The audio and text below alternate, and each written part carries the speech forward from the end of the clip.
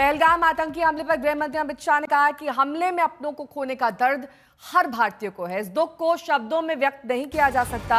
मैं अपने इन सभी परिवारों और पूरे देश को विश्वास दिलाता हूं कि बेगुनाह मासूम लोगों को मारने वाले इन आतंकियों को बिल्कुल बख्शा नहीं जाएगा। यह आश्वासन अमित शाह द्वारा दिया गया है। आतंकी हमले के दोषी बख्शे नहीं जाएंगे, उन पर सख्त से सख्त कार्रवाई की जाएगी और आतंक के आगे भारत अपने घुटने नहीं टेकेगा।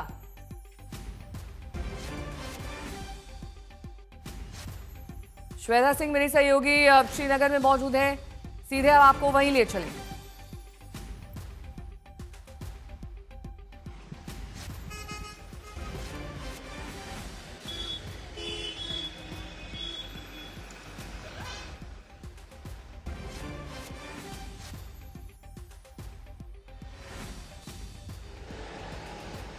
सीधे श्रीनगर से सीधे जम्मू कश्मीर के हालात बताते हुए हम आपको दिखा रहे हैं किस तरीके से इस जो पहलगाम में आतंकी हमला हुआ है उसके बाद से क्या क्या हुआ है।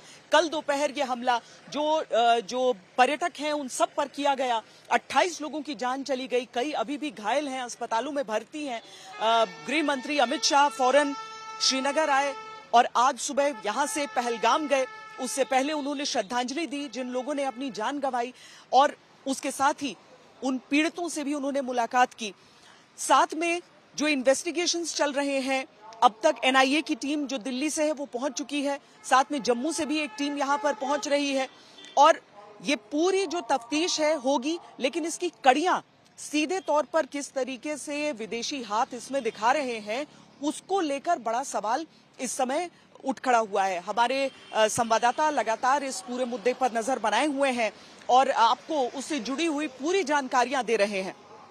हमारे साथ मंजीत नेगी, जितेंद्र बहादुर इस समय जुड़े हुए हैं। मंजीत, अब तक का अपडेट एक बार हमारे दर्शकों के लिए, क्योंकि सीसीएस की जो बैठक है वो तो शाम को 6 बजे होने वाली है, लेकिन उससे पहले एक मुकम्मल जानकारी लेकर गृह मंत्री श्रीनगर से रवाना हो जाएंगे दिल्ली के लिए। बिल्कुल श्वेता, ग्राउंड रिपोर्ट लेकर अमित शाह थोड़ी देर बाद दिल्ली पहुंचेंगे और फिर प्रधानमंत्री को सारे जो ग्राउंड रिपोर्ट उन्होंने कल से लेकर आज तक बनाई है, देखी है, उसको साझा करेंगे।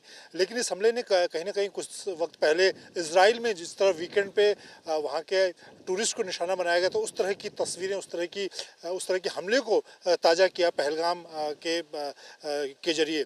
और अब जो जानकारी खुफिया एजेंसी की तरफ से जो आंकलन तैयार किया जा रहा है सरकार के लिए, जिस पर आगे कार्रवाई होगी, उसके मुताबिक एक सोची समझी रणनीति जिसकी बाकायदा रेकी की गई और जिसके तार, अब चाहे डिजिटल फुटप्रिंट की बात की जाए, फिजिकल की बात की जाए, जो तस्वीरें जारी हुई हैं और आतंकियों को आप देखें, वो जिस तरह की तैयारी उन्होंने की है, उनकी उम्र को आप देखें, तो पूरी तरह से ब्रेन वॉश करके एक पिन पॉइंट टारगेट उन्हें दिया गया। आने से पहले वो अपने साथ पूरी तैयारी के साथ आए, चाहे वो खाने पीने का सामान हो, दवाइयाँ हों, इक्विपमेंट हों, हथियार हों। उसके बाद आसपास के जंगलों में वो रहे, इलाके में रहे। लोकल सपोर्ट उनके लिए से पहले से तैयार था। लोकल सपोर्ट ने उन्हें टारगेट को दिखाया, उसकी उन्होंने रेकी की और उसके बाद इस हमले को, और सबसे ख़ास बात कि कम समय में ज़्यादा से ज़्यादा बड़ा नुकसान पहुंचाया जा सके, एक ऐसा टारगेट चुना गया जो जम्मू कश्मीर की आर्थिकी का एक बड़ा हब है पहलगाम, जहां पर बड़ी संख्या में देश विदेश के आतंकी थे। उसके अलावा उनके साथ बॉडी कैमरे के जरिए उस घटना को रिकॉर्ड करने, चाहे उसके पीछे प्रोपेगेंडा के तहत जो कल से फैलाया जा रहा था कि उन्होंने टारगेट करके भारतीय खुफिया एजेंसी, आईबी और सेना के अधिकारियों को निशाना बनाया। तो ये तमाम चीज़, जो कड़ियाँ अगर आप जोड़कर देखें तो 26/11 जैसा आतंकी हमला जो तैयारी के साथ किया गया था, जिसमें सीधे तौर पर आईएसआई की भूमिका, लश्कर जैश की भूमिका थी, उसी तरह से। और आप देखें आर्टिकल धारा 370 खत्म होने के बाद से पाकिस्तान की एजेंसियां लगातार छटपटा रही थी इस बात को लेकर कि वो कश्मीर में कोई बड़ा हमला नहीं कर पाई। तो अब कल से लेकर अब तक अमित शाह जब ग्राउंड पर हैं, उनके साथ आईबी के डायरेक्टर मौजूद हैं, गृह सचिव मौजूद हैं, हमारी बाकी एजेंसियों, एनआईए के लोग वहाँ पर पहुँचे हैं। दिल्ली में अगर बात करें, प्रधानमंत्री नरेंद्र मोदी अपने दौरे, देखिए सीधी सी बात है कि स्थानीय सहयोग के बिना इस पैमाने का हमला हो नहीं सकता, लेकिन इसके साथ ही जो तार जुड़ रहे हैं सीधे पड़ोसी देश से, वो किस तरीके से हो रहा है वो आपको इस रिपोर्ट के जरिए दिखाते हैं।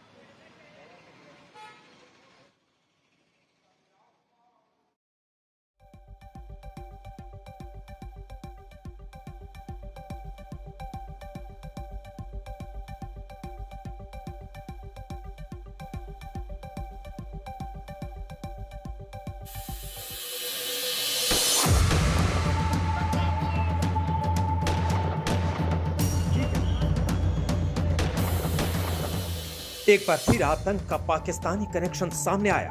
पहलगाम हमले के पीछे भी पाकिस्तानी लिंक मिल गया। पाकिस्तान में आकाओं ने एक बार फिर बेगुनाहों का खून बहाया। खुफिया सूत्रों की माने तो हमले की पूरी साजिश पहलगाम से 244 किलोमीटर दूर पाकिस्तान के रावलकोट में रची गई। लश्कर तैयबा कमांडर सैफुल्लाह कसूरी ने 2 आतंकियों के साथ मिलकर खूनी साजिश का प्लान बनाया। 6 आतंकियों ने साजिश को अंजाम दिया। आतंकियों को कश्मीर में छिपे स्लीपर सेल ने पूरी मदद की। एजेंसियों को जो जानकारी मिली है उनके मुताबिक वो पूरी तैयारी के साथ इस हमले के लिए आए थे। कैरी बैग में उनके पास ड्राई फ्रूट से लेकर दवाइयाँ, कम्युनिकेशन के उपकरण और सभी चीज़ें मौजूद थी। और ऐसी भी जानकारी है कि वो महीने भर पहले से इन पहलगाम के आसपास के जंगलों में लोकल की मदद से छुपे हुए थे। उन्होंने उस इलाके की रेकी की थी, जानकारी ली और लोकल सपोर्ट के बाद इस आतंकी हमले को अंजाम दिया।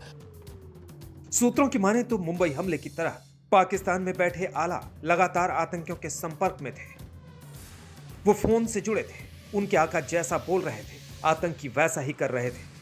जहां तक रही बात टीआरएफ की, तो देखिए इस हमले के पीछे सीधे सीधे लश्कर तोयबा का हाथ है, हाफिज सईद का हाथ है, backed by Pakistan army, Pakistan खुफिया एजेंसी, टीआरएफ हो या फिर तमाम अलग अलग जो रेसिस्टेंस फोर्स हो, ये अलग अलग छदम नाम होते हैं, लेकिन हकीकत ये है कि इसके पीछे लश्कर तोयबा के आतंकियों का हाथ है और मास्टरमाइंड हाफिज सईद ही है। इसमें कोई शक अब एजेंसियों को नहीं है। और जो कल अटैक हुआ है उसमें कम से कम 2 पाकिस्तानी फॉरेन टेररिस्ट शामिल हैं। ये भी सुरक्षा एजेंसियों ने आज तक को इस बारे में जानकारी दी है। सूत्रों के मुताबिक आतंकी कैमरे वाले हेलमेट पहने हुए थे, पूरे हमले का वीडियो बना रहे थे। 3 आतंकियों ने सारी डेड बॉडी को एक जगह कर वीडियो भी बनाया। आतंकियों ने पहचान कर गोलियां बरसाई। जगह भी ऐसी चुनी जहां रेस्क्यू टीम जल्दी ना पहुंच पाए। आतंकियों के निशाने पर सुरक्षा बलों के 3 अधिकारी भी आए। इनमें आईबी अफसर मनीष रंजन, नेवी अफसर लेफ्टिनेंट नरवाल और एयरफोर्स के टेग हेलियान शामिल थे। आतंकी संगठन टीआरएफ ने बयान जारी कर कहा कि सैलानियों को नहीं बल्कि सुरक्षा एजेंसी को टारगेट किया। खुफिया एजेंसियों का दावा है कि यह बयान स्थानीय लोगों के गुस्से से डाइवर्ट करने के लिए जारी किया गया। आतंकी हमले के बाद पूरा देश उबल पड़ा है। गुस्सा हर तरफ है, हर आवाज 28 मौत का बदला लेने की मांग कर रही है। पहलगाम से मीर फरीद, श्रीनगर से अशरफ वानी और श्वेता सिंह के साथ आज तक ब्यूरो।